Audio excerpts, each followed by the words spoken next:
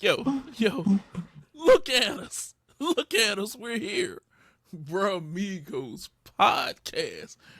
Back in the building, of course, my homie Rob, and of course Price. You see it at the bottom of the screen.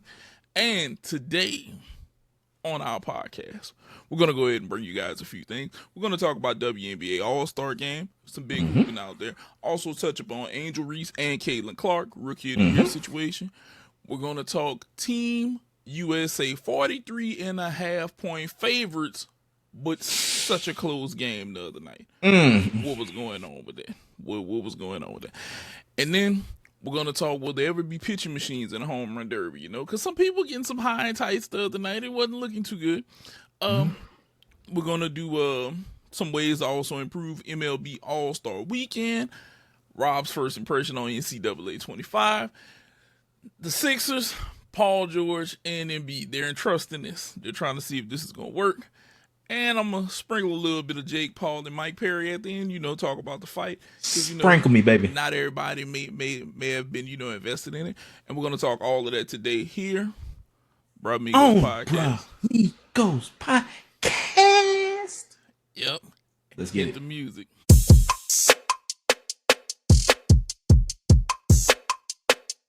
Bruh. All right. Rob, What up, WNBA All-Star Game. Big hooping. Big time. Big hooping. I feel like this was one of those games that really showcased the ladies and what they have and what they can do out there. This was definite upside. 100% upside. I want to say this. This is what the basketball purists love. They love this. Basketball purists love this. Now, I'm gonna go out on a limb, and maybe not everybody will agree. I felt like I was way more interested in watching this WNBA game, the All-Star Game, than watching the men's All-Star Game. Yep. I know it might be somebody out there, but they wasn't dunking. They wasn't this. They wasn't. Look, bro, I understand, but it was just a showcase of skills and competitiveness the other night that I love. I just like to watch it. Versus, Steph shooting 40-footers, Dame shooting 40-footers, lob here, dunk there, lob here, dunk there. Hey, it is what it is. But I don't know. What did you think about this? Nah, man, I'm absolutely agreeing with you. Like, it was actually competitive. Like, that's the one thing that people have been talking about with the NBA All-Star Game. Like, it was competitive. You actually saw the best players going against each other. You saw Team USA, who's going to represent our country in the Olympics, basically playing against the best that, was left behind, I guess, that you could say was in the All-Star Game. So, like, nah, man, it was an actually competitive game. They was playing D. They was hooping. Like, you had it to where, they were actually playing as if this team, which, Cheryl Miller basically said it, like, in her press conference, this team wanted to beat, or she was coaching the WNBA All-Stars. They wanted to beat Team USA. They just wanted to beat their ass. Like, that's the one thing that it's like, oh, no. We are competitors. We are actually trying to win this game, even though, granted, they about to take a 2-week layoff. Like the people that basically aren't going to play in the Olympics, they about to go play. They about to go chill. So Caitlin Clark, I know, was like, I'm ready to get the fuck out of here. She probably would have just like dipped as soon as it's like, oh, that's the belt. All right, cool. Like she was gone. But nah, Arike Ngubawale, because I know I fucked up your name one of the last episodes. Killer. Everybody got to see the fact that she was a killer. Like, she was like, fuck it, hop on my back, let's go. I'm ready to win this fucking game. And she was like, boom, she hitting it, bam. Like, just like it was Notre Dame again, dog. Like, it was a dope-ass game to see. Caitlin Clark got the assist record for a rookie. Angel Reese got the double-double record, or got a double-double. First rookie to have a double-double, I think either ever or, like, in, like, a lot of years. It was a dope ass showcase. It was a dope ass game. Kudos to all those women because like I know they were tired. I know Team USA is basically like fuck. Now we got an ass kick. Now we got to go over here, to win hopefully a 6-goal for Diana Taurasi and else. Like it's gonna be dope. It's gonna be cool to see them in the Olympics. But it's like, yeah, that was a dope ass game to watch yesterday. Yeah, it really was. Now the other thing that I want to talk about with this is being that what it was for being such a good game. I think the men need to kind of take notes and say, "Hey, bro, we're gonna go out here and we're gonna be competitive against each other again." I know we playing for a ring.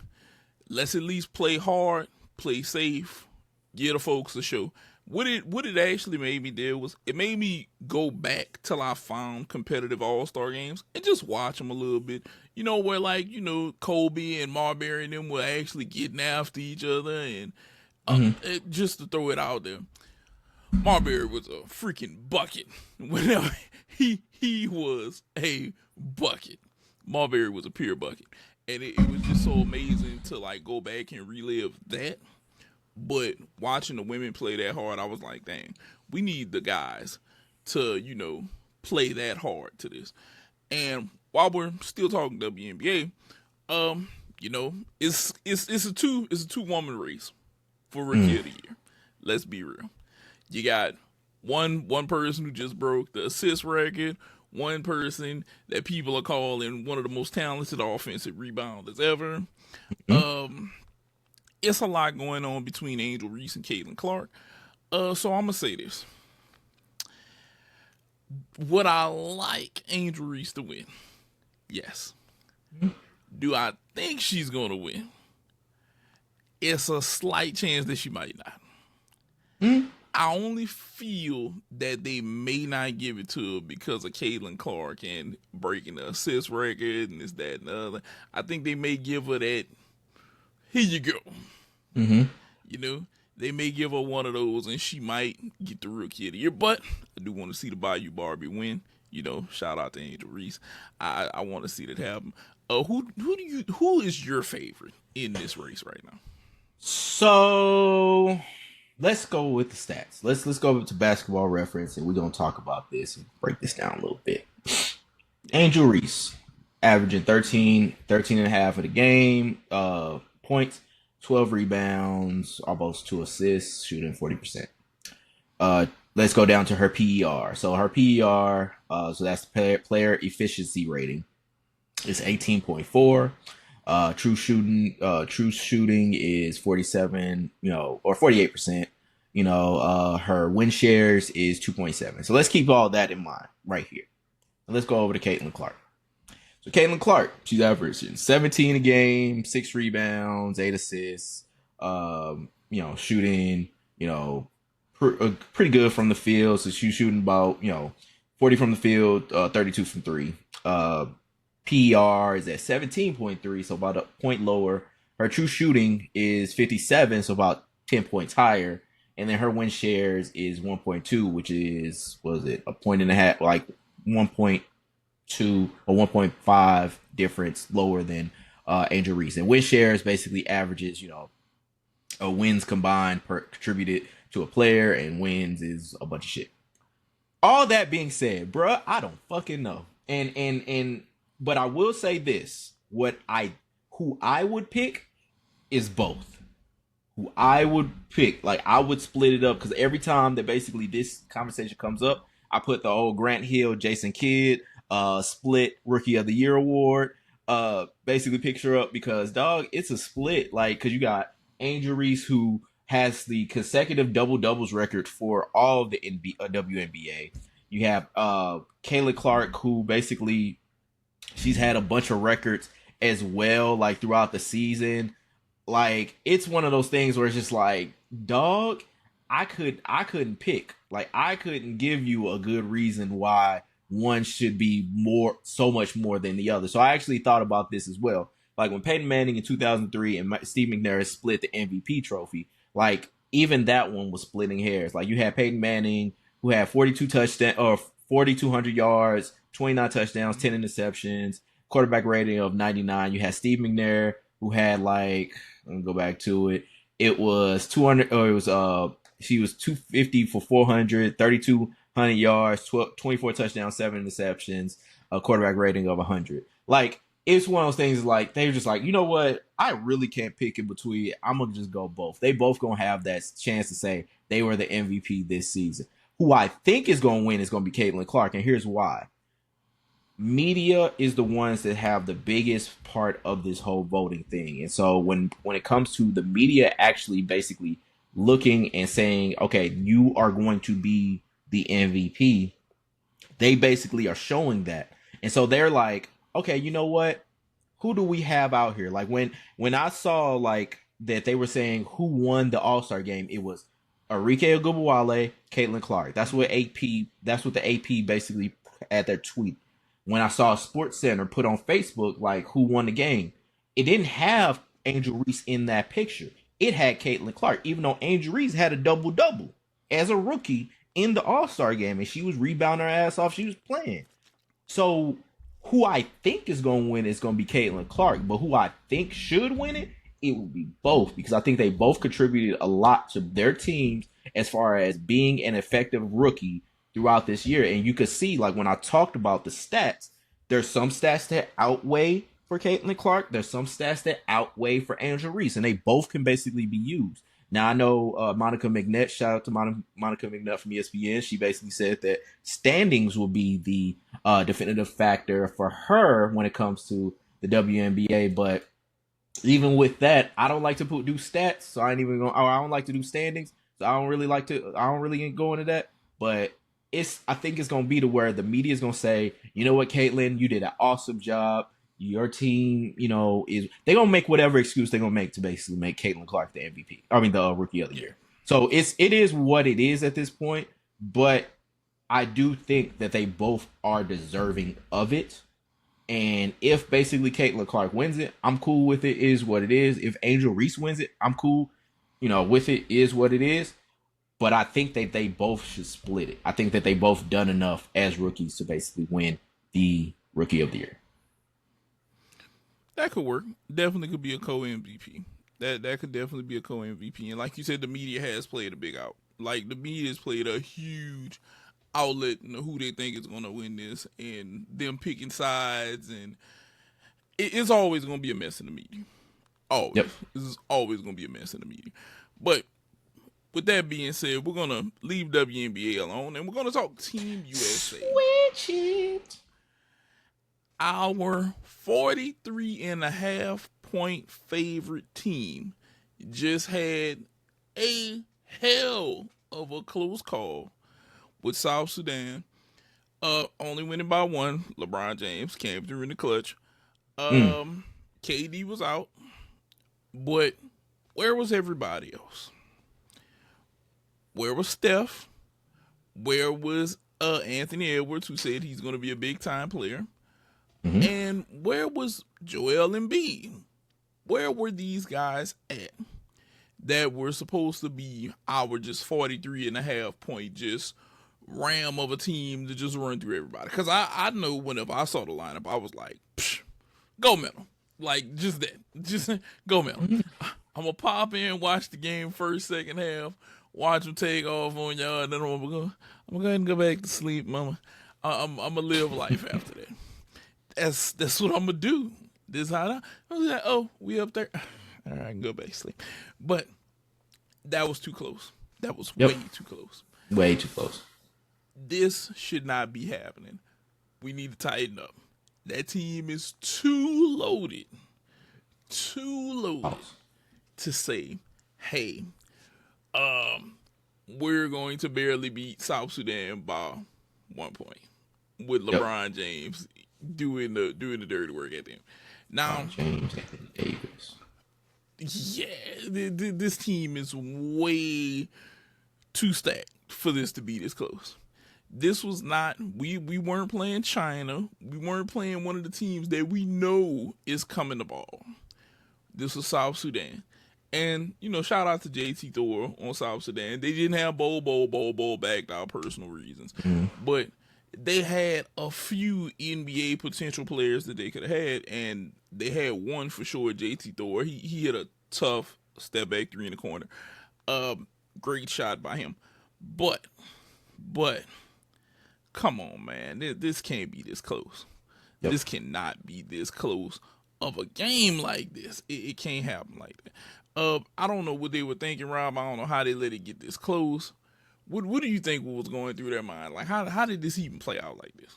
So yeah, we got some new tech, and I really want to use this new tech for the first time to kind of show, like, uh, what stuff was happening, like what the like picture perfect kind of thing when it comes to this game, what it was, because this was a 48, well, no, 43 and a half point favorite team that was playing a team that really the country is 13 years old. Like real talk, 13 years old. Like it's mind-boggling to think like, oh, this is what basically, well, looks like it ain't gonna work on my computer, but no, it actually is.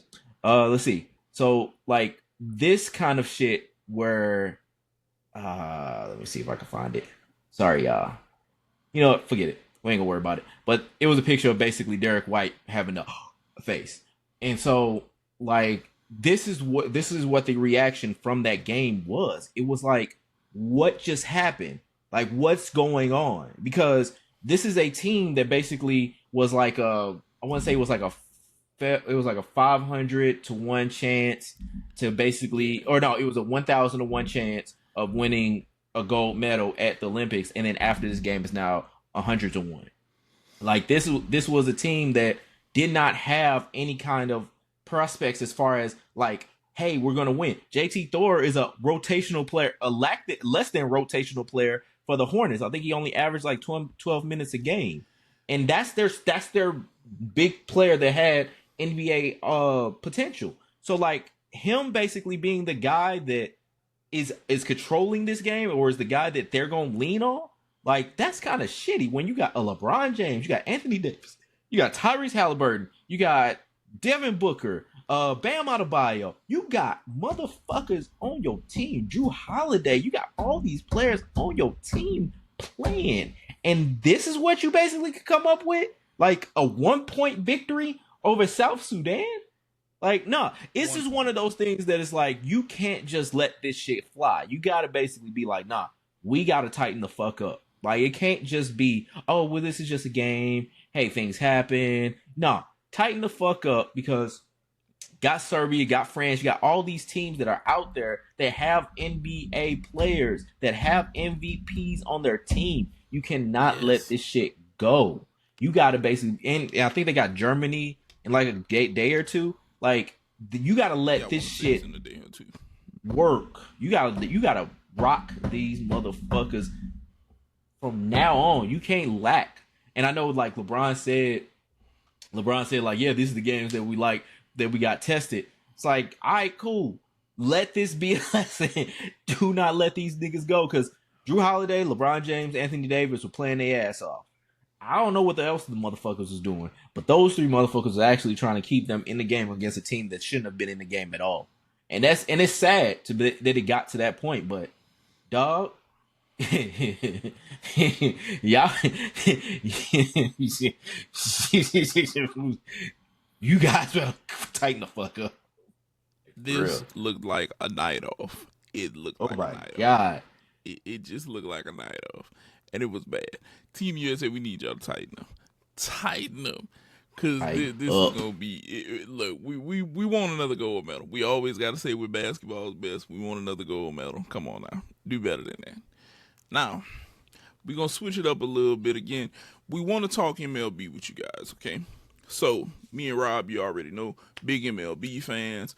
Shout out to the people in the comment section who were like, on the last episode, saying that they caught up on the MLB, watching us a little bit. So great to be of service. With that being said, we want you guys' opinion. Do you ever think that there'll ever be a pitching machine in a home run derby? The reason me and Rob bring this to the forefront is, if you guys watch the home run derby, it's at times where it's, I won't say pitch manipulation, or the pitcher doesn't like the batter, but they'll throw some high and tights, and it's not always the same pitch. Same pitch. They try to make the same pitch. but it's not always the same pitcher. And what if we just bring in the pitching machine, eliminate the human error, and give these guys the best chance at smacking the hell up out of this ball? Load the pitching machine up, Rob. They can have a couple of them ball boys. You know, they got kids out in the outfield anyway, you know, trying to snag some. Load this damn machine up, have somebody nearby. They get the balls back. They keep loading the machine. They check the machine. And we could legit have a pitching machine in the home run derby, bro. This could legit be something that we could do. Like, I know you had more to say about it, but what do you think? Do you really think, that they would ever consider it, though? I think they'd consider it, and the reasons why is because of like speeding up the game and getting more production and possibly getting more home runs. Because you saw like with the format this year, it was 3 minutes and they had like 40 pitches essentially, like whichever came first. And they had extra time, bonus time, and stuff like that. But I think they're going to consider it because, like you said, like it was the pitches that went, you know, up here, they were over here, there were a lot of different ways versus a pitching machine, which is going to pitch it one way. You can set whatever speed you want to it. You can basically still have the person that, because I know a lot of things are about, you know, hey, this is teamwork. You might have somebody's brother, might have somebody's like longtime coach, somebody that means something to that person, to that hitter, to basically be there. You could have them load up the balls in the pitching machine and basically just have them there behind the net. You can do whatever it is that you want to do, or even have them pitch some of the pitches. So like not just to where all 40 pitches are going to be pitched by the pitching machine. It may be to where, you know, 20 of them are pitched by the pitching machine, 30 of them are pitched, whatever it is. But that production you could still have with the pitching machine. And, you know, like you have the predictability of that pitching machine right then and there. So that's where I was kind of thinking with, you know, having a pitching machine, like, because it's something that would be just easy to kind of put there. You can have people involved, and you can do whatever it is that you need to do, and get whatever it is that you kind of get out of it, but also have the production of, say, a Pete Alonso, of a Teoscar Hernandez, congratulations, sir, Vladimir Guerrero, whoever, and just basically be like, okay, we're not worried about if the pitches go ball or if they're, you know, swinging and don't seem right. Like, you get speed up a little bit more time with it. But will they consider it? It's one of those things like, I think they will. Will they do it? I don't know. But I would like to see if they would do it, just because, you know, it was our idea. Like, you know, MLB, y'all could really, you know, pitch us some greenbacks, you know, something that's, you know, compensate the motherfucker. Like, we both baseball fans, like, you know, just something. Take out the blackout restrictions, just whatever it is you want to do to compensate us. Anything. Just do it, you know. But yeah, man, this pitching machine, I think it'd be something that'd be good. Yeah, at least have the other person there, you know, for the sentimental value of it, and, you know, whoever they want, maybe 20 and 20, 20, well, 30 and 10, whatever, just something, you know, to make it a little bit more uniform.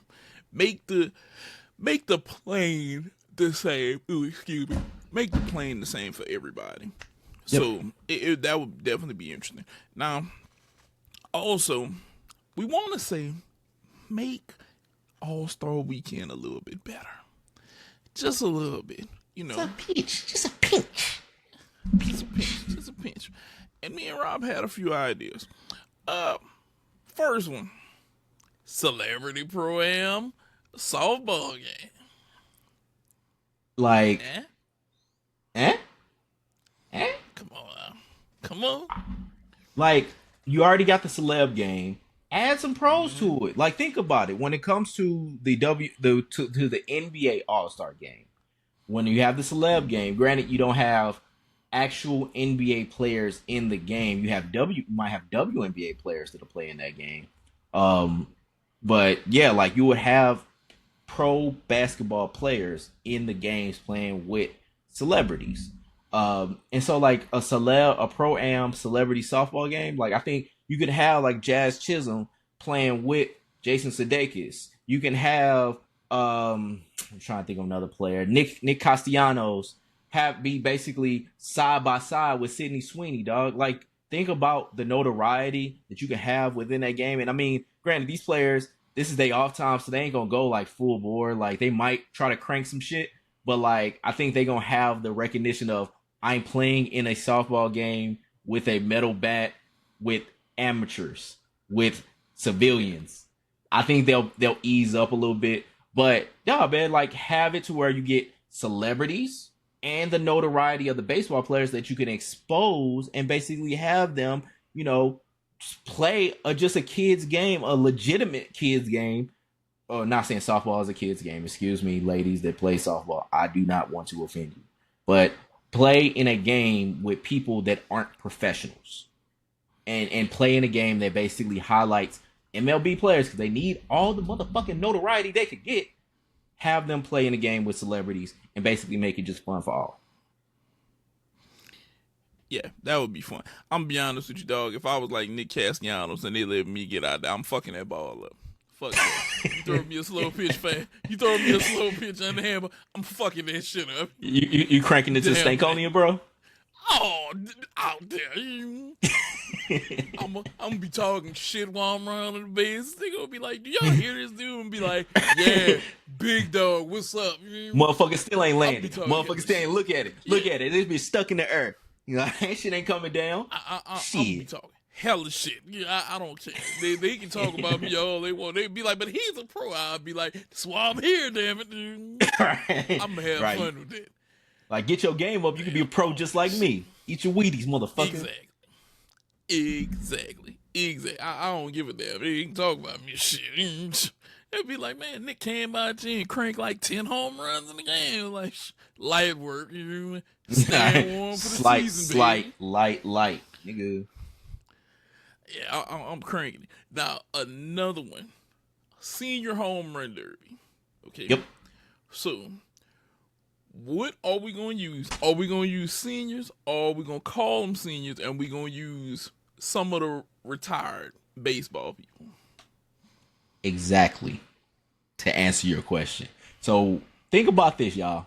Because we all, you know, some of y'all been watching baseball since, you know, the 90s, maybe even the 80s. And you, like, want to see, or, you know, want to see a player that you haven't seen in a while just crank some motherfucking dingers. And granted, Vanika,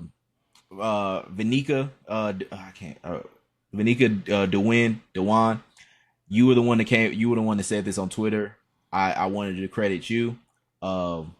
And so you did say this, and so I wanted to make sure that I am crediting you with this with this idea. Because you basically said that, hey, players do want this, and I just wanted to basically endorse it, or we, as Bermigos Podcast, wanted to endorse it. But basically have like Ryan Howard and Prince Fielder being a home run derby on All-Star Weekend. How does that sound to you, Nate? That would sound awesome. That would like sound awesome. Have Adam Dunn come back and then play against, let's see, I'm trying to think of another like big ass home run hitter. Matt Stairs. You know, Matt Stairs basically, if he's still with us, I don't even know. Matt Stairs, hit us up if you're still with us, and like, subscribe on the show as well. But like, have older cats they used to play in the league that, you know, been cranking them. Like, have them basically be in a home run derby, because then you can basically have like the old timers game, like the Yankees usually have like every year. And other players, I think other teams still have their old timers game. Like, have it during the actual All-Star Weekend, because they did put in a lot of different events in the All-Star Weekend. They had the draft, they had celeb games, they had a red carpet, they had a lot of different stuff.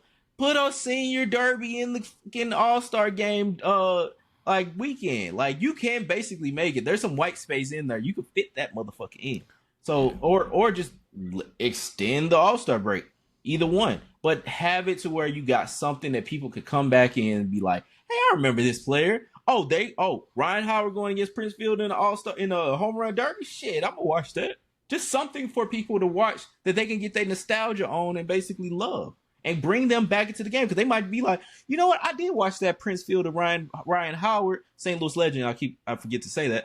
Ryan Howard, you know, All-Star game, home run derby. I'm gonna watch a little bit more baseball. Then here you go, free game. So that's what I'm saying. Like, have something like that in the All-Star game weekend, and basically have it to where people can get their nostalgia on, dog. That's all I'm saying, MLB. Yeah. And if you don't want to go all out like home run with wooden bats, make it a softball home run derby. Put that little fence up out there. Hell yeah. Let them dudes crank. Just let them crank. Absolutely. I actually, I'd be probably more in favor of it being softball than baseball, because then they could just be like, all right, bam. Yeah. They all could basically do softball shit. Like, everybody can do softball. You could have Madison Bumgarner ass out there. There you go. So you get busy with it then. Ryan and Kill, all them niggas. Everybody. Hey, wouldn't it be crazy if they could get like Bonds out there to go out there and crank? Ooh. I didn't even think about that. Out there. Ooh. Crank it. Bam, man. That big ass head of his. Boom. Ooh. Actually, nah, real shit. Like, Griffey versus Bonds? Fuck yeah. Like, let's go. Get fucking Sammy Sosa light skinned ass out there too. Shit. Yep. Like, he's light skinned as hell now, people. Boy, that boy bright. And I don't mean in the thinker. Like, that motherfucker is bright. Like, that's powder right. That motherfucker is powder right now. Like, for the people that remember the movie Powder, like, that motherfucker is powder right now. Like, that boy bright. That would be really, really, really, really cool. Now, we also thought, what about a MLB skills challenge? You know, NBA got them. You know. Yep. NHL got them. NHL got them. So why we don't have one? Why MLB don't have one, baby? Why we don't have, you know? And Rob has a few up now here. Bunt competition. Yeah. So one of the things I remember like seeing in, I know certain shows that basically shown this clip, but like the Korean, I think it's either the Korean League or the Japanese League, have like a bunt competition where basically, you know, get the ball, you get the bat out there, and then you bunt it. And, like, you got to get it, like, kind of like Topgolf, and get into, like, a certain zone, essentially. And so, like, and then get into that zone. Like, I think that would be good, because bunting has been coming back. I've seen a lot more bunts in the last, like, week than I've seen in the last, like, 4-5 years. Like, motherfuckers are the Cubs are bunting their ass off. Like, I've been watching the Cubs game, like, I remember, like, they were playing the Rays, and they put, like, 3 straight bunts. Real shit. 3 bunts. 3 bunt hits. Because everybody plays back. Because everybody's just waiting for the ball to come to him. Everybody's playing back. So they was like, fuck it, lay it down. You hoes lay it down. Like, that shit was cool. So I'm thinking like a bunt competition where basically you got motherfuckers hitting into a zone. I think that'd be good. You want to go to the next one? Or you want, what do you think about the bunt competition? Well, but I really like the bunt competition. I feel like bunt competition could be really fun. And if they don't want to do it in like a zone, pick who you think would be like the best third baseman out there, or like sets a third baseman. Like have a team, a bunter, and he pick a third baseman to defend for him against somebody else. You know, ooh, you could do it like that. You could do it setups. You could do it like setup time in like teams. You have your bunter, your third baseman, and they pair off. You have so many, and see who beats who. Like best out of so many bunts. See who could throw who out, who can't throw who out. That shit would be fun. I know people like the wheel guys. Actually, I do like that Trey a lot. Turner and them. Yeah. The wheel guys like Trey Turner and them. They gonna burn. Trey Turner would like burn them. It's some of them guys out there. They gonna come out the box. And, like I bought my special cleats today to go out here and win. I think that one would be real fun. Now the best double play. How would you want to do that one? So this is one of those things. This is more like a.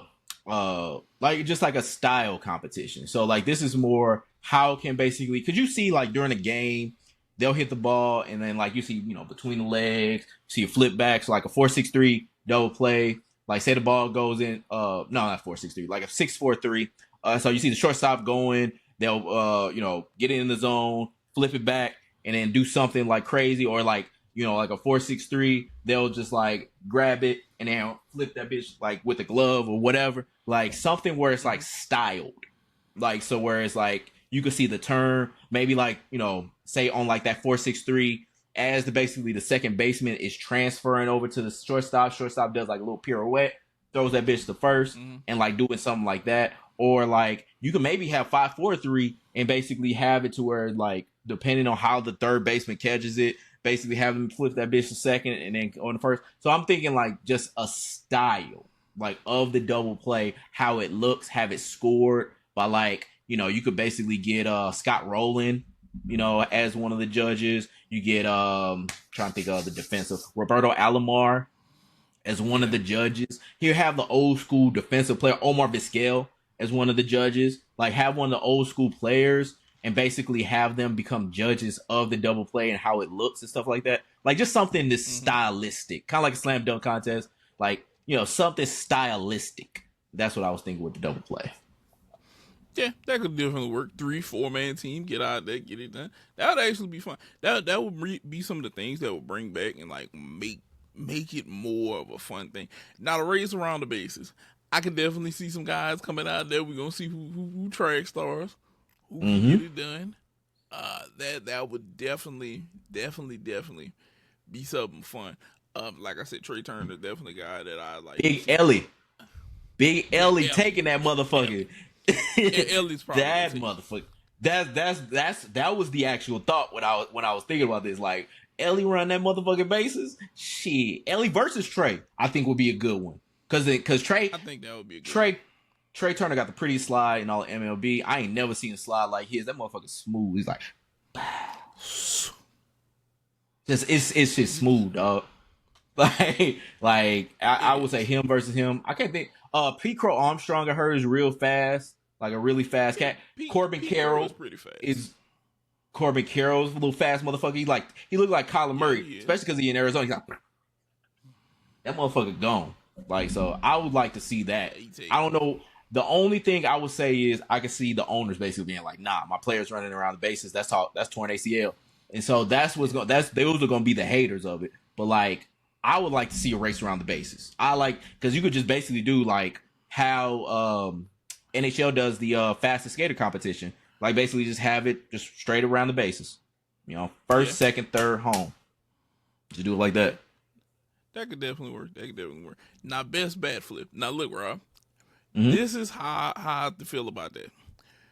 What if you took the best bat flip and incorporated it with the home run derby in a way? Okay? So at some point, they could choose to do a bat flip in there.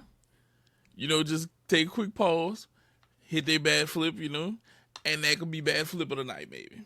Bat flip of the night, get a bat flip, And I do feel, because MLB doesn't do an award like that, but we should have a best bat flip of the year award every year. Yes. Because bat flips are getting crazy. They're very stylistic now. If you guys don't even play like the show, you even can put a bat flip on your character on the show whenever you hit a home run. You can get crazy. You can do whatever you want to do now. And I like that. I really do. I like that crap. I like the bat flips. It brings back the attitude and the like the MLB. Yeah. It makes it more fun. I think that could be like a fire one right there. If you want to award best bat flip, oh yeah, easy. Now I do see rocket arm competition. So we trying to see who could throw people out. Yeah. So here's my inspiration of it. Y'all remember the old Tom and Mansky videos, like with Fred McGriff? You could be a pro too. That kind of whatever he said. Yeah. So y'all remember? There was a part in it where basically there was a guy who basically had to like throw it from the outfield to a trash can.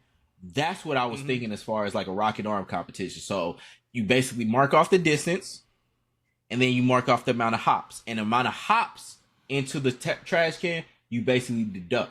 So like if he gets it in there from, let's say, I don't know, like 200 feet, no hops, that's a certain amount of points, like say 10 points.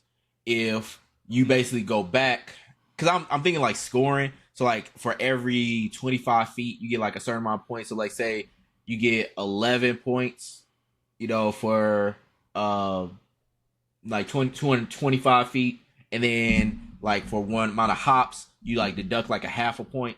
So like even though they basically went 25 yards back or 25 feet back, and then basically like hit one bounce into that trash can, it's 10.5 points. Something like that where you get that added difficulty, and then you basically get like, okay, you got to think about it, like the strategy. Like, okay, I'm only like, this is going to basically take like 2-3 hops in, but I'm going to throw that bitch from the warning track.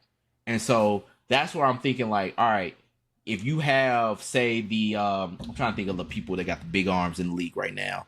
I think Soto got a big arm. Judge got a big arm. Soto got a big arm. Soto got a big arm. I mean, O'Neal Cruz has a big arm for an infielder. He's gonna get in the outfield sooner or later. But like, Mason Wynn, somebody like that. Even though he's a little cat, he's in the infield, but he got a big ass arm. But yeah, like those kind of throws, like basically testing out the throws, like do crow hop, boom, and then just throw it in there. Like basically just test out, see like, okay, who can throw the longest, and just have the biggest arm competition.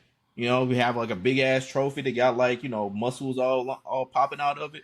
That's just another idea, just for a competition where you can basically make, instead of just the home run derby, which that is the creme de la creme, and it is, to be honest, it is the best All-Star Game competition, period. But you can basically make All-Star Weekend an actual weekend and let the home run derby be the main event. So you have the draft on Saturday. You have these skill challenges on Sunday. Well, actually, let's see. Because they're still doing games on Saturday, Sunday.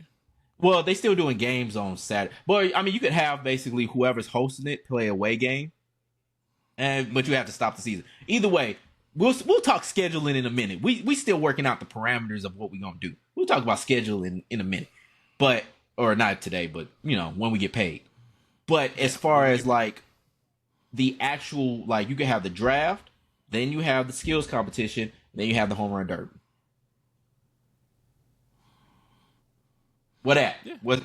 Let's go with that. That could definitely work right there. That could definitely work right there. That could work. And make this a real weekend. Make this, shut it down. Let everybody enjoy the weekend. Hell yeah. Just stop games on Friday or Thursday, and then have everybody come to the skill competition. Make All-Star Weekend a whole week. Like, just make it from Thursday to Thursday. Have games resume or Friday, that next Friday, like you usually do anyway. Like, yeah, just do it like that. Get them boys some time off, Let them enjoy in the festivities. Get off their feet, It's hot. Yeah. It's hot. It be hot out there. Damn sure it be hot. But now as we start to, get a little closer more, Rob. What up? EA's College Football 25 came out. Yeah.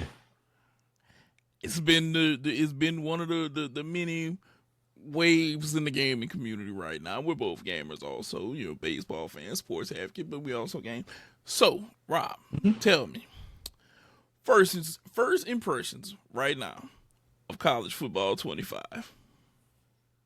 So this is actually the first football game I've like played in probably like 6-7 years.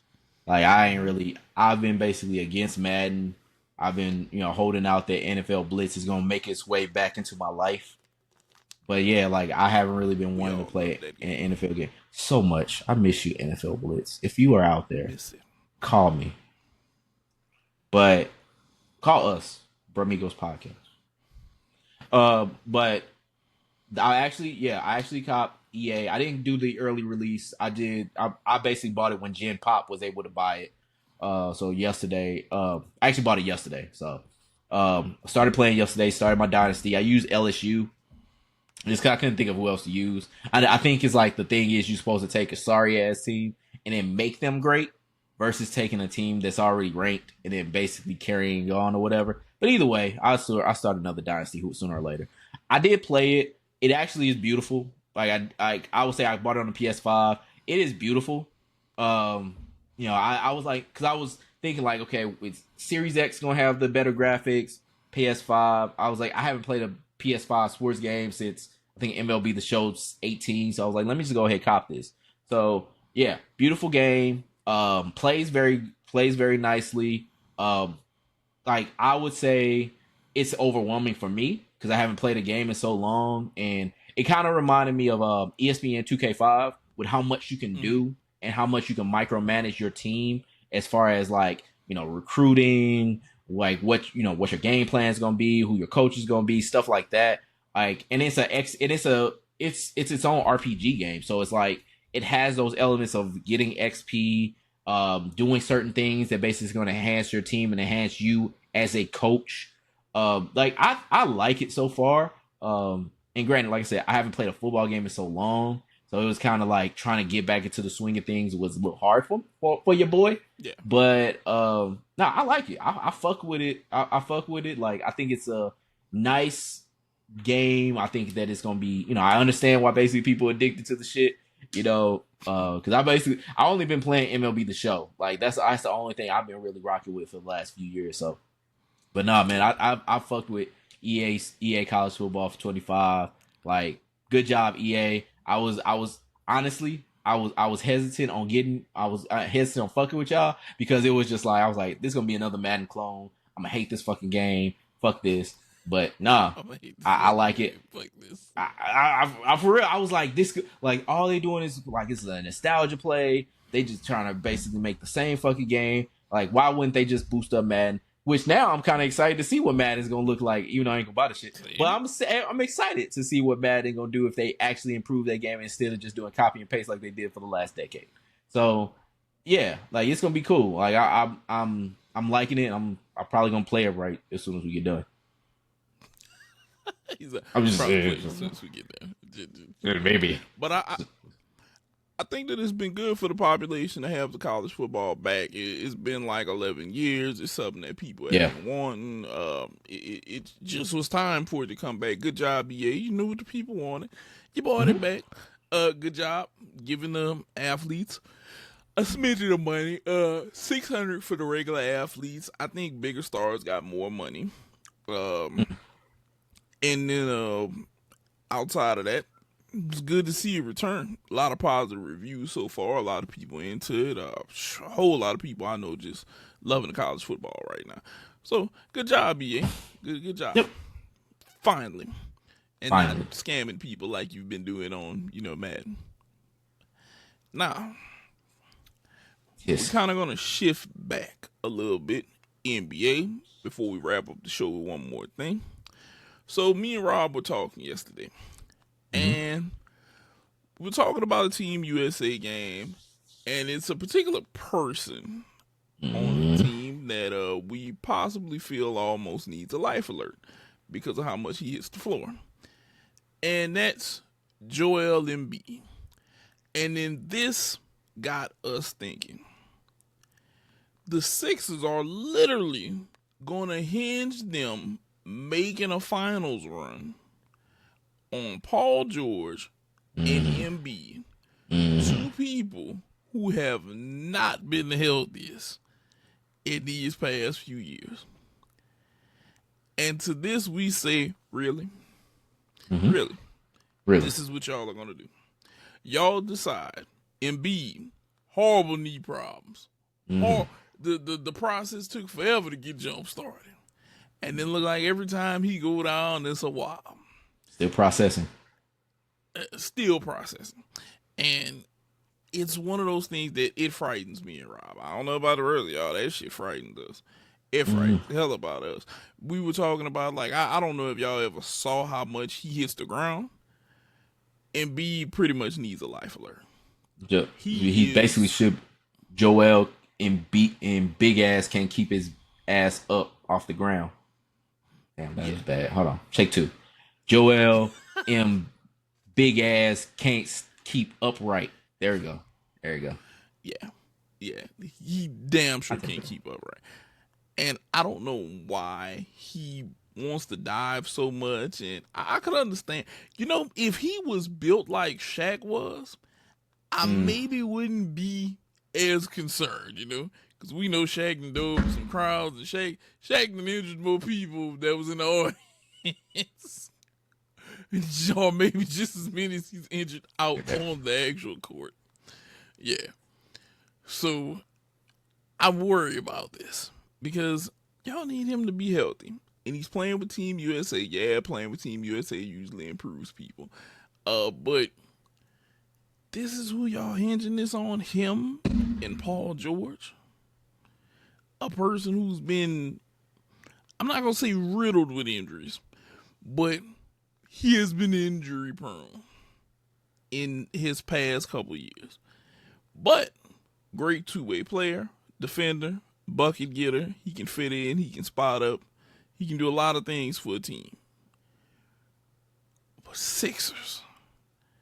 Is this who y'all trusting? Like, y'all are going to trust this. Now, granted, Tyrese Maxey is there too. Yep. So he's going to try to help balance out that load with them. And they've brought in other supporting pieces. But do you think that this could work, Rob? Where do you put them now? Picking up Paul George now. So it's like they still probably like the third best team in the East behind Celtics and Knicks. Because the thing is, like, what has to be kept in mind is, like you said, you got Embiid and Paul George, two people that have not been able to stay healthy for more than 60, 70 games. Like, these guys aren't very stable. Not in a mental sense, but in a physical sense. They both, like, Embiid, he been flopping his ass all over the world. It's like, flopping world tour right now with the Olympics. Can't keep his ass upright. Paul George, the thing with Paul George is that I think what people love is that he was an upgrade.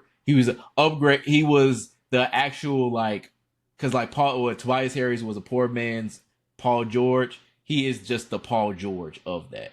But you get Paul George at what, year 15? Something like that? Yeah, something like that. Yeah. And you're banking on him, Embiid, and Tyrese Maxey, who could ball his ass off, but is he going to be the one that's going to be able to carry both of them when they both are either out or they're basically, not having a great night? Like, I don't know. And with the Knicks being as solid as they are, granted, they're going to have to make some decisions sooner or later, but as solid as they are right now, with the Celtics coming back with most of basically their team, seems like, I think it's going to be a hard thing for the Sixers to overcome those teams. Still got Cleveland that's going to basically have whoever they got coming back. Going to have Indiana coming back with the folks that they just had with their playoff run. Granted, we got Milwaukee, which I don't know what Milwaukee's going to do. Milwaukee gives me more hesitancy than the Sixers do. But, like, you're going to have them coming back and seeing, like, what Giannis is going to be now in a full season with Doc Rivers, Damian Lillard, and all that. Like, I don't know what's going to happen here. Like, but I'm not optimistic. I'm not thinking that they're going to basically make it past the Eastern Conference semifinals. Like, or even, the first round period. Like, I don't have that much confidence in the Sixers, even though they've added a Hall of Famer, because Paul George is going to go to the Hall of Fame, a Hall of Famer to their roster, and basically having Embiid there as well. Like, I don't know. I'm going to say this before we move on from them. The one thing is, I put the Sixers as the number 2 team in the East. Now, granted, Porzingis is about to be out beginning of the season for Boston. He's hurt again. Good God, he stays hurt. But he's going to be hurt again. But the question is going to be, who all in the East that got hurt this past year for the Celtics to cruise to the finals is going to be healthy instead of hurt? Right. That's where shit is going to get in their way. Because I feel like if the Pacers mesh and get a little better, they are possibly an obstacle. Mm-hmm. Julius Randle being back, if him and Jalen Brunson can work together, that's possibly an obstacle. But they lost Hardenstein. I want to say they may have lost him. Who else? Orlando. Orlando is getting better. people are sleeping on Orlando, and that Orlando team is dangerous. That Orlando team is very dangerous if you don't pay attention to them. Yeah. Because Pablo is a triple-double nightmare. Coming into year 3. Yeah. And look, he's one of the players that I feel like he doesn't get talked about enough. Part of it, I think, is he's in Orlando. Mm-hmm. And then part of it is I feel like he isn't he's an all-star, but he's not superstar status. He hasn't hit that to make you say, okay, let's watch this dude all the time. Right. But he's worthy of watching. That Orlando team to me is like one piece here or there from saying, hey, we're going to be in y'all ass all this season whenever we see y'all. And I want people to watch out because, thank God the Pelicans landed DeJounte Murray. I was afraid for him to go to Orlando or end up in Orlando because I was like, if Orlando gets him and puts him down there and gives them a big-time defender with Pablo and with Franz Wagner and all of those guys, and they can shoot and space the floor and they can play defense more, I was like, there's going to be an issue now. And issues are always bad issues for every other team that isn't being the issue. Orlando is a team to watch. Cleveland is a team that I might want to watch. If Darius Garland can learn to coexist with Donovan Mitchell and learn to score with him instead of just getting off the ball all the time, because Darius Garland looks like he's afraid to score whenever Donovan Mitchell is on the floor. I don't know why. I guess he feels like, hey, this is his team, passing the ball. Get out of this way. Which Spider is nice. And he's another guy I feel like gets slept on and they glance over him and this, that, and the other. Oh, he ain't made a playoff run. He ain't did this. He ain't did this. He couldn't do it in Utah, and that's why he left and blah, blah, blah. Let's be real, bro. Would you have wanted to been in Utah? No, fuck. Oh, God, no. Oh, God, no. Exactly. Oh, no. Exactly. I'll fight. I'd fight you. Exactly, bro. He took them to the playoffs. They made runs. It didn't work out. He went to Cleveland. They made a push there. To be honest with you, they were giving Boston hell up until he got hurt. Yep. Boston didn't know what to do. He gave him 51 one night, and they were like, God damn, somebody guard him. That night, they put everybody. Derek White guarded him. Jaylen Brown guarded him. Tatum guarded him. Help, nigga, help. It was just one of them nights. It was like, look, bro, he about to cook. I don't know. Look, he had that. He had that movement that night, like Byron Scott said Mike had. Never Anthony Field. He said, "Who's guarding me? The rookie?"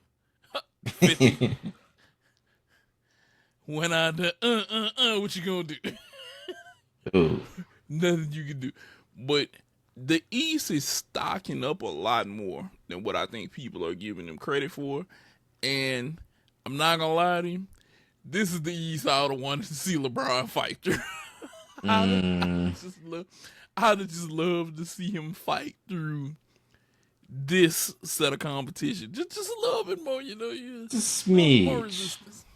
Yeah, it's more resistance than what he had to deal with whenever he was there. Giannis wasn't quite Giannis yet, and he didn't have like a plethora of teams that were loaded up enough to like give him some resistance. But that's nor here nor there. Now he's on the West Coast fighting for his life again. Exactly. So, hey, it's gonna be a great NBA season, just like it's gonna be a great NFL season this year. I always look forward to them. Now, to end this, I want to talk about this. Rob didn't get a chance to watch it, but Jake Paul, Mike Perry. Oh, here we go again, people. Already seen a bunch of y'all. He is a boxer. He's this. He's that. He beat Mike Perry. Okay.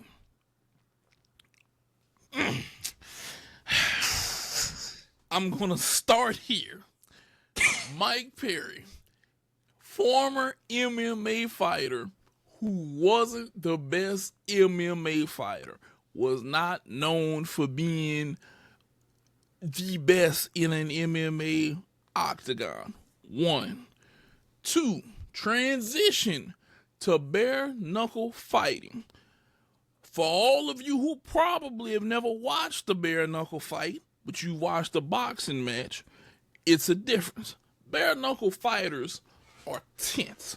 They gotta hold their hands up like this because they're blocking shots and they're trying to stop shots because there's no gloves. That's the first thing. Boxing is more of a parry art. It's positional. It's more finesse in fighting. Okay? Watch this boxing match the other night. I gave it the view, Rob. I'm not gonna lie, I gave it the view. First thing, Mike Perry went out first round. He gets knocked down. Why? His hands are low. Hands are already low. Already fucking up with the posture. Then he comes out hands high. More bare knuckle style. Jake is punching through this. Okay? Whenever he knocked Mike for the third time in the 6th round, even though Mike got off a couple shots against him, it was imperative to know. I know it's a lot of y'all saying, the kid can box. I'm not saying that he can't box to a certain degree. But what I'm going to point out is, the one time he took a loss was to a guy who's a professional boxer. Stop saying this dude is... Look, if he wanted to prove something to me earlier, whenever Hakeem Rockman's son wanted to fight him, and he was willing to give up money to fight him, he should have took that fight. That would have proved something to me. Because if he beats him, and then he loses to Tommy Fury, I'm going to say, well, he beat a guy who does professional boxing. He just didn't beat this guy who was a world champion's brother. That's what I would have said. I gave him a fair one on that one, Rob. But he keeps beating people who come from another world to come into boxing. I've watched Mike Perry fight in bare knuckle. He's a great bare knuckle fighter because it plays to his advantages of having a stiff upper body blocking shots, and then him learning to just hit and outmaneuver people. Bare knuckle is a whole different game versus boxing. And people, it's going to be somebody say, but it's with the fist. But it's with the fist. It's not the same, though. It's not the same. Postures are different. How you attack your opponent is different. How they pick their spots are different. Bare knuckle is more Fight Club style. It's like the movie. We go in and then we go and slug this shit out. Okay? Boxing is really the sport of the sweet science. It's angles. It's cutting your opponent off. Even whenever Mike Perry did land shots, Jake knew how to maneuver enough to not let him cut him off. And you could see Mike Perry's not used to that because in bare knuckle, ain't no motherfuckers cutting each other off. They hit a bang in the ring and that's it. Yep. Then again, you fought a dude who had to come up in weight to fight you. Jake Paul was 201. They had Mike Perry at 196. Whenever Mike Perry was in MMA, if I'm not mistaken, he was like 170, never bigger than 180. All right? Guy went up in weight. First of all, this is why they have weight classes in boxing. Some of y'all say that doesn't matter, but it does matter. Weight classes matter, okay? Where weight classes don't matter is whenever it's unskilled versus skilled. Boxers, let's be correct. Skilled versus unskilled boxers. Mike Perry has never been a person who's superiorly good with his hands. Let's be real. Let's just be real about that. All of you are going to make, oh, Jake Paul, he's so nice. He's a great boxer, blah, blah, blah. He's going to fight Mike. Knock out Mike. Mike is 57, 58 years old. Just had a stroke or something like that. Mike, I think they said Mike's suffering with depression. No, he had ulcers and stuff. Y'all are talking about a dude who's way past his prime, but yet you won't fight. You wouldn't fight Breeze. Breeze called you out. You wouldn't fight him. Okay? That clearly should let some of you know something. If he's not going to fight a professional boxer who's in his 30s, but he's willing to fight a former professional boxer who's 57, it should show you that it's a money game. Yep. It's a money game, dog. It's nothing more. It's entertainment. It's more of an entertainment money thing. And it's some entertainment for us, more money for him, because we draw into the fact of, oh, Jake's fighting a guy, okay? Mm-hmm. The one guy he lost to was a professional boxer. You put Jake in there with a guy who's his weight, in his weight class, fights there naturally, and wants to do this. He's going to get his ass smashed. Let's be real. 200-pound light heavyweight. We're talking Alexander Usyk, okay? Because Usyk was a light heavyweight before he was a heavyweight, and which I want to say gave up his heavyweight to go back to light heavyweight. You put Jake Paul in there with Alexander Usyk, we're going to watch a massacre happen. We're going to watch a boxing massacre happen. Get off that shit with y'all with this. He's such a great boxer. I understand why you root for him, because he's a social media guy who came up and he's showing that people can do this, but he ain't on that level, dog. Not at all. He's not on that level. Don't get that shit misconstrued. Fighting Anderson Silva at 40 years old is not something that you can say. You can maybe use it as a stepping stone, but you keep fighting these dudes who aren't there. And granted, Tommy Fury isn't the best boxer, but he lost to him. He lost to a guy who's a professional boxer. That's what matters the most in this. Let's rule out everything else. Let's rule out him fighting Woodley, him fighting Funky. I forgot his right name, but Funky was the nickname in MMA. Let's rule out him fighting all these other guys. He's fought one professional boxer, and that's his loss. Whether you want to say it was a split decision or whatever, I don't care. He lost to the professional boxer. And if you continue, I'm not going to say he's not getting better, because he looked a little bit sharper in them. He looked a little bit sharper in the ring. But if I stick him in there with a guy who's built for this, that's in his weight class, that's ready to go, he's not doing this, bro. Hell, he wouldn't. I'm going to be honest with you. I think if he got in there with a dude who was nice, even in a lighter weight class, like if he got in there with like a Gervonta Davis or like Terrence Crawford, hell, a Errol Spence or Enos Boots, he's getting this shit pushed in. It's happening, dog. Don't misconstrue that shit and say, oh, he went. No, he's not. He's not. He's stepping in with one of them dudes. Them dudes are going to clean this shit for him, and he's not going to know what the fuck happened. He's not. He's going to say, oh, what the hell happened? Why am I sitting on a stool and shit? Yeah. Oh, he went in there and hit you with an 8-piece combo, no biscuits, and told you sit your dumb ass down, and he had to come hit you with the smelling salt, bro. Right. And that's just what it is. I don't know if you want to say anything, Rob, but I had to get that off my chest today, because I know that they're going to be talking about it. You was absolutely spot on everything you said, bro. But I want to just talk about a quote that I saw. And this was a tweet from last night or this morning. Mm-hmm.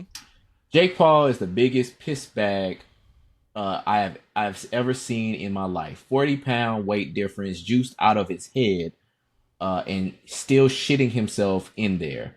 Nakisa, you should take him to Vegas. Oh, that's right. You could never. The athletic commission testing, the real testing, real fighting, bitch asses. You could never. And then calling out 60-year-old Mike Tyson, fresh off of an in-flight medical emergency.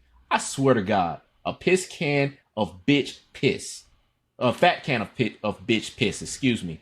Most valuable piss bag. That came from Conor McGregor. He basically did not like the outcome of the fight. So he was with you, at least, agreeing with it.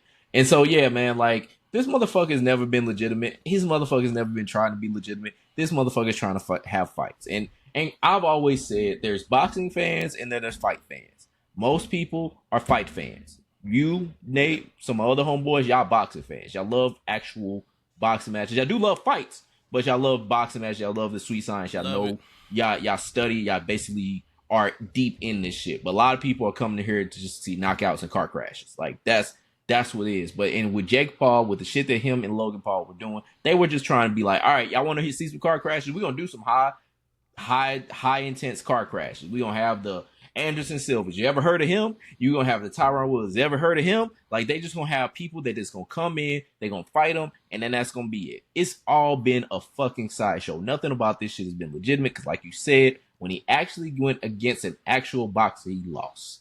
Like, this nigga is not trying to fight or box any goddamn body. He's just trying to be like, hey, let me go have this payday. I'm gonna knock somebody out. People gonna woo woo for me, and then I'm basically get my check in the mail. And that's all it is. These motherfuckers are not legitimate boxers in any way, but they just need to be transparent about that shit. Don't fucking play this facade. Logan Paul does kayfabe, because that's what basically the name of the game is. You, Jake Paul, you, my guy, you need to basically be real about it and say, hey, you a fucking sideshow act. And that's all you're really trying to do. Because like Conor McGregor eloquently put, you are a piss bag that basically are trying to fight motherfucking, I don't even know what the generian is for 60-year-olds. But you trying to fight old ass Mike Tyson. That's fucked up. Look, I'm going to say this, Jake. You want to fight at 200? Or you want to at 200 or 175 for lightweight? Or you want to fight at 200 for cruiserweight? You want to fight at 200 for cruiserweight? Go call out Chris Billiam Smith. Go call out the dude who's WBO champion right now, okay? If you can get in there and last long enough with this goddamn guy who's from the United Kingdom, who's like 20-1, and he's putting people on his ass, and if he can do that, hey man, you got it, bro. You got that. You got the juice now. You got the juice, bro. But do I think that he can make it at 200 at cruiserweight with the guys who really bang? No. It's not happening. It's not even close, bro. Hell, if you put him in there at 175 with David Benavidez right now, David Benavidez will walk through him. Like, I feel like Dimitri will probably walk through him. Ramirez will walk through him at cruiserweight. It's a bunch of guys who will give me. And whenever he called out Canelo, don't even call out Canelo, bro. Even at 168, I don't think you can fight with Canelo, though. It is not even close. Just I understand. Stay in the lane where you at, but don't say I'm a professional boxer. Don't go chasing waterfalls. Yeah. Just be a professional entertainer, dog. We'll be. I'll be fine with that. I'll be fine with that. Just and if you, and here's the thing. Come November, if he loses the mic, then what does that say about him? A 57-year-old man beat you up. 57, 58-year-old man beat you up. Yep. But even if you knock him out, he's old. He's had conditions and shit. Go fight one of them dudes who held in and close to your age. You do that, and you either stand tall and make it 8, 10, 12 rounds. I'm going to be like, hey, bro, you got this. Because he called out Mike at the end of the fight. Mike Tyson, you're next. Like, Mike Tyson was asleep. Probably. That's what I'm saying, dog. Like, do you realize if Mike was in his prime, Mike probably, like, ends you, and it's just done. You maybe make it to the second, maybe third round. Mike walks out there in his prime, destroys you, and then says, I'm going to go back to work. Got to get back in the gym. And it's over with, dog. It's not happening. Calling out Mike, this shit is, it's getting on my nerves now. It's getting on my nerves. But, with that being said, you already know. Look at the bottom of the screen. It tells you, Price, Rob. We're Bro Amigos Podcast. And this is us, again, coming to you. You know, we come to you guys every weekend. Like, subscribe, leave comments. Tell us what you want to hear us talk about. Because we love doing this. That's why we been switched up the platform a little bit. And we're about to get up out of here. Rob, go ahead and take us out. All right. Good night, Canada. Good night, Taylor Swift. Good night, Dilla, R.I.P. Good night. A lot of stuff. I think there was some shit I was gonna say. I know this happens a lot with me. It's just like, with this noodle here, I'll be like, man, it was like somebody else I was gonna talk about. Well, I was like, fuck. All right, but nah. Hope y'all had a great weekend. Peace out. Thanks for taking time with us. Grab a W. My hydration packs should be here tomorrow. So yeah, man. Like, grab a W. Grab W Energy. Help support the people. Support us. 10% off your purchase. W.gg. DUBBY.gg. Code Brumigos Pod. Get you 10% off. That's on us. Absolutely. That's on us. That's on us. But we're going to go ahead and get up out of here. We're out today. Peace.